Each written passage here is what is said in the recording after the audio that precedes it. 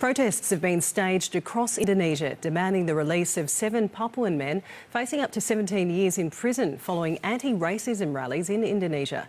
A verdict is expected tomorrow following the trial in East Kalimantan, Indonesia's part of Borneo, thousands of kilometres from Papua.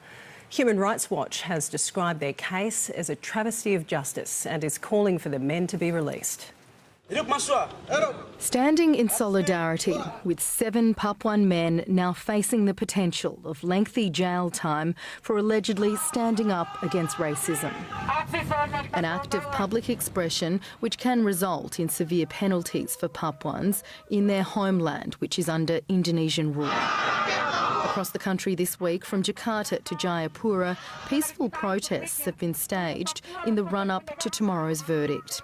Indonesian prosecutors are seeking sentences of 5 to 17 years jail time for these students and activists who have been charged with treason over these anti-racism protests which swept across the country last year. They are being scapegoated over this uprising. West Papuans have been saying that Indonesian law is racist towards West Papuan people, and I truly agree to that notion. It shows that the systemic racism embedded within the law. Tens of thousands of people took part in the demonstrations last August and September, sparked by a racial slur from Indonesian authorities against Papuan students in Surabaya, East Java.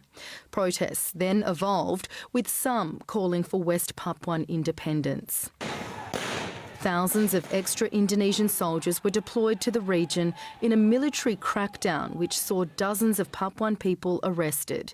46 remain behind bars. The 7 who will face sentencing tomorrow, prosecutors allege, were the orchestrators of the rallies. They did nothing wrong. What they did was justified rally, freedom of expressions, raising their concern against racism in Indonesia. They were not involved in violence. They did not instigate violence. One of them even denounced the protests.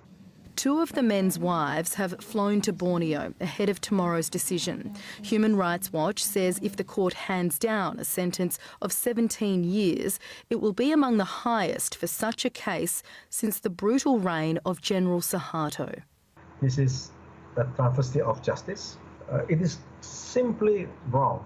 It is going to be historically proven that Indonesia is on the wrong side of history.